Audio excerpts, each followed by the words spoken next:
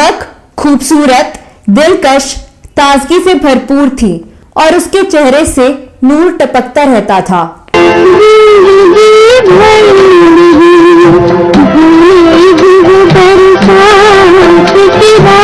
बॉलीवुड में एक से बढ़कर एक सुंदर हीरोइनें आईं, लेकिन उस जैसी हीरोइन तो कोई दूसरी हो ही नहीं सकती थी, जिसकी एक तस्वीर देखने मात्र से दिलों में संवेदनाओं के तार झंकृत होने लगते हों।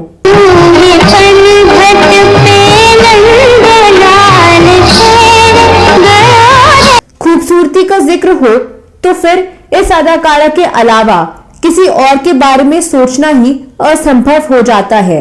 एक लड़की भीगी भागी सी, सोती रातों में जागी सी। अलग अंदाज के साथ अपनी खूबसूरती के लिए मशहूर इस अदाकारा को गुजरे 5 दशक हो चुके हैं, लेकिन आज भी उनके चाहने वाले उन्हें जिस शिद्दत से याद करते हैं उसकी दूसरी मिसाल नहीं मिलती। मेरा दिल ले गया, जाते जाते मीठा मीठा गम दे गया। महज 36 साल की उम्र, जीवन के आखिरी 9 साल अपने घर में कैद होकर रहने को मजबूर और केवल 66 फिल्में, लेकिन बेमिसाल सौंदर्य से लबरेज इस अदाकारा ने इन सबसे वो मुकाम हासिल कर लिया जो उन्हें हमेशा हमेशा के लिए अमर कर गया। प्यार किया तो डरना क्या, जब प्यार किया तो डरना क्या। लेकिन अपनी सुंदरता और हसीन अदाओं से लाखों दिलों पर राज करने वाली यह अभिनेत्री अपने आखिरी दिनों तक प्यार के लिए तरसती रही और जीवन के आखिरी सालों में इस अदाकारा ने इतने दुख झेले कि कोई सोच भी नहीं सकता है।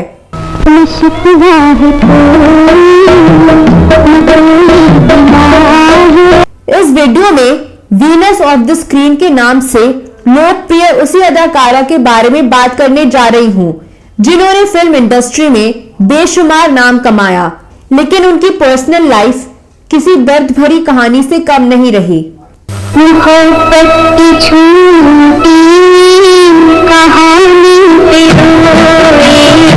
आप बने रहिए हमारे साथ। आपने अगर हमारे चैनल क्लासिक एरा को सब्सक्राइब नहीं किया है तो तत्काल सब्सक्राइब कर लें। तो चलिए वीडियो की तरफ।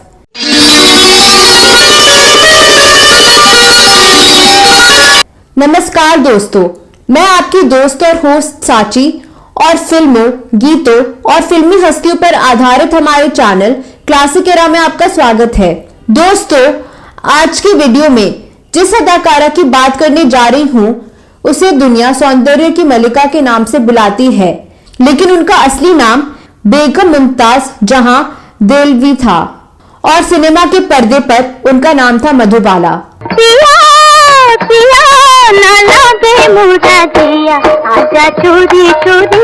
उनका जन्म 14 फरवरी 1933 को दिल्ली में हुआ था। उनके वालिद अताउल्ला खान और वालिदा आयशा बेगम थी। मधुबाला 11 भाई बहनों में 5वें नंबर पर थी।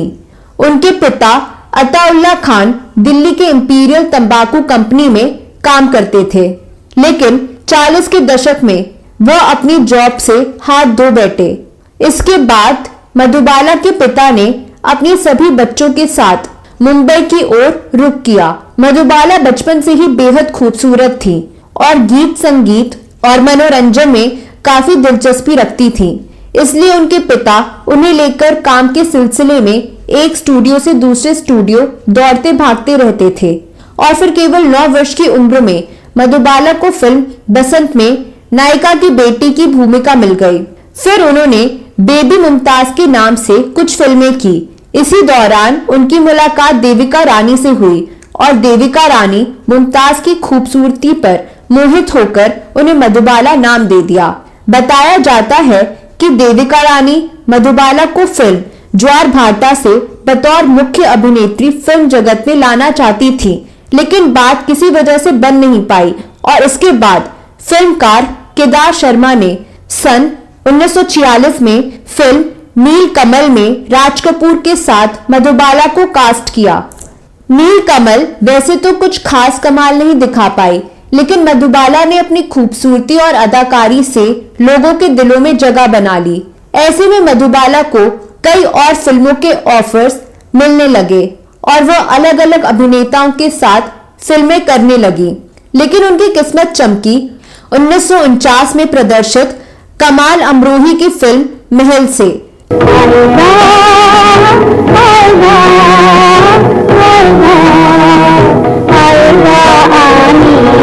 उस वक्त मधुबाला महज 15 साल की थी। इस फिल्म ने उन्हें एक स्टार बना दिया। इसके बाद मधुबाला ने बैक टू बैक कई सुपरहिट फिल्में दी और कभी पीछे मुड़कर नहीं देखा।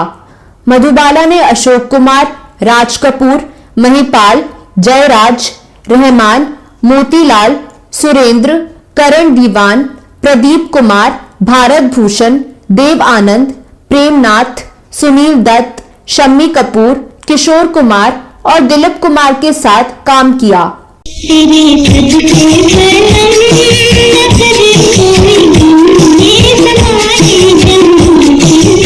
प्यार के दिन यानी वैलेंटाइंस डे के दिन जन्मी मधुबाला को प्यार के मामले में उनके भाग्य ने उनका साथ नहीं दिया।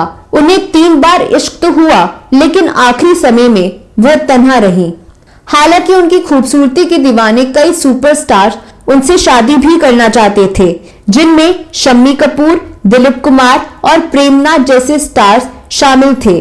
कहा जाता है कि मधुबाला के साथ पहली फिल्म रेल का डिब्बा करने के दौरान शम्मी कपूर मधुबाला पर इस कदर मोहित थे कि मधुबाला के सामने आते ही अपना डायलॉग भूल जाते थे।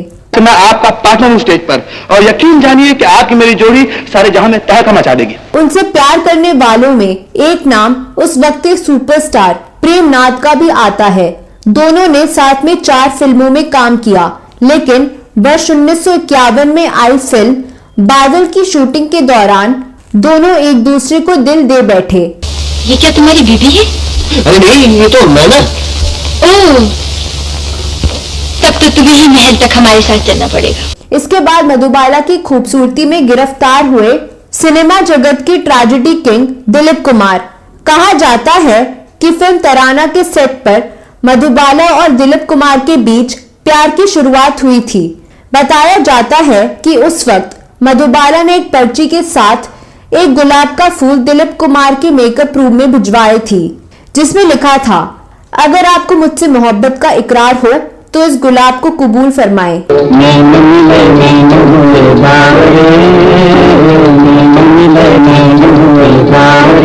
लेकिन दिलीप कुमार और मधुबाला का प्यार मुकम्मल न हो सका और दोनों को अलग होना पड़ा।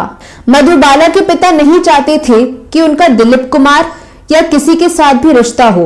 एक दिन दिलीप कुमार ने मधुबाला से कहा कि काजी तैयार है, चलो अभी शादी कर लेते हैं। लेकिन इस तरह अचानक मधुबाला राजी नहीं हुई और दिलीप ने बोला कि अगर आपने आज हाँ नहीं की तो मैं कभी लौट कर नहीं आऊंगा। बस यही हुआ, मधुबाला हाँ नहीं कर पाई और दिलीप कुमार उन्हें छोड़कर चले गए। हमें काश तुमसे मोहब्बत न होती। कहा जाता है कि मधुबाला के पिता की वजह से दिलीप कुमार और उनकी शादी नहीं हो पाई थी। दरअसल एक फिल्म की शूटिंग के लिए मधुबाला को ग्वालियर जाना था, लेकिन डकैत वाला इलाका होने की वजह से उनके पिता अताउल्ला खान ने BR चोपड़ा से लोकेशन चेंज करने को बोला, लेकिन चोपड़ा लोकेशन चेंज करने के लिए तैयार नहीं थे। तब चोपड़ा ने दिलीप कुमार से मधुबाला को समझाने के लिए कहा, लेकिन वो अपने पिता के खिलाफ जाने के लिए बिल्कुल तैयार नहीं थी। इसके बाद दोनों के रिश्तों में खटास आनी शुरू हो गई। एक रोज दिलीप ने मधुबाला के सामने एक शर्त रखी कि वह फिल्में छोड़कर उनसे शादी कर ले, लेकिन मधुबाला ने उल्टा दिलीप कुमार के सामने शर्त रख दी थी कि वह उनसे शादी तभी करेंगी जब वह उनके पिता से माफी मांगेंगे। हालांकि दिलीप कुमार अपनी जिद पर अड़े रहे और दो प्यार करने वाले हमेशा के लिए जुदा हो गए।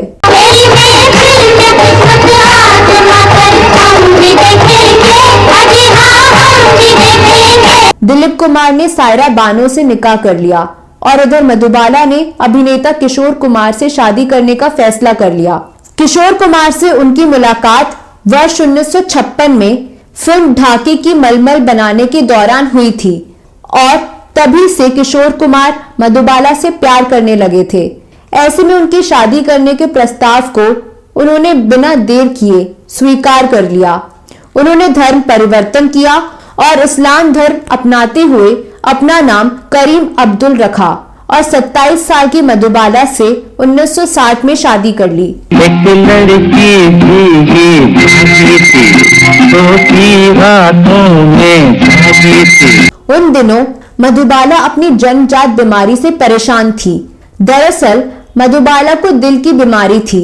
ऐसे में जब डॉक्टर से किशोर कुमार को पता चला कि मधुबाला अब ज्यादा दिनों तक जी नहीं पाएंगी, तो उन्होंने बिना देर किए मधुबाला के लिए मुंबई के कार्टर रोड में एक घर खरीदकर दे दिया था और उन्हें एक नर्स के साथ वहीं छोड़ दिया था। किशोर कुमार मधुबाला से मिलने 4 महीने में एक बार जाया करते थे और एक वक्त ऐसा आया कि उन्होंने मधुबाला का फोन तक उठाना बंद कर दिया था। इस तरह किशोर कुमार ने मधुबाला से प्यार तो किया था, लेकिन जब निभाने की बारी आई तो उन्होंने मुंह मोड़ लिया था।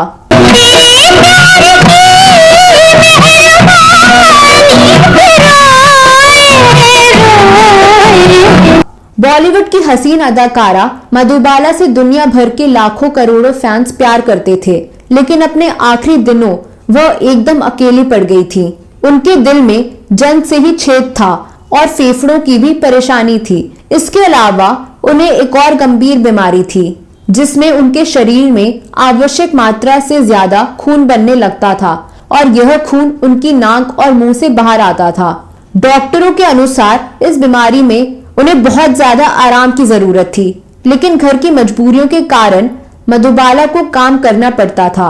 मधुबाला बाहर से जितना खिलखिलाकर हंसती थी, उन्हें अंदर से उतनी ही ज्यादा तकलीफ थी। फिर डॉक्टरों ने उनकी बीमारी को लाइलाज बताते हुए अपने हाथ खड़े कर दिए। हालांकि इसके बाद 9 साल तक मधुबाला जीवित रही, लेकिन जीवन के आखिरी 9 साल उन्होंने बेहद एकाकी में गुजारे।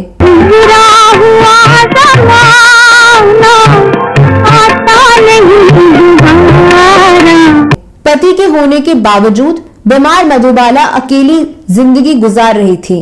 उनके आखिरी दिन भी उनके साथ कोई नहीं था, यहाँ तक कि उनके पति किशोर कुमार भी नहीं।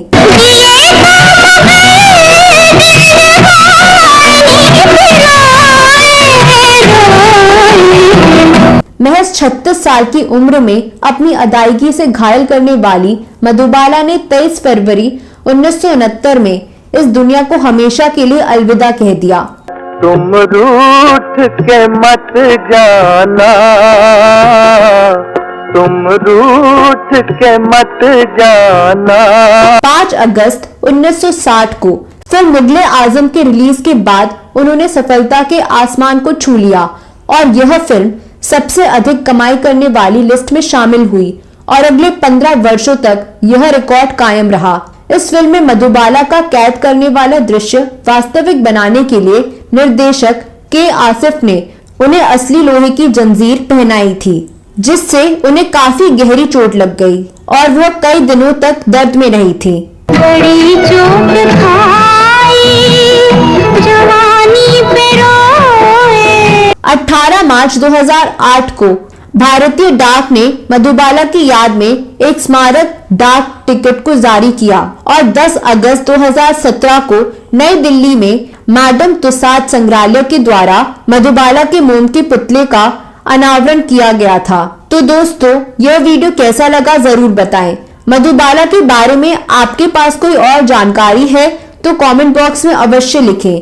अगले वीडियो में मैं फिर फिल्मों, गीतों और फिल्मी हस्तियों से जुड़ी कोई नई कहानी या नई जानकारी लेकर हाजिर हो जाऊंगी।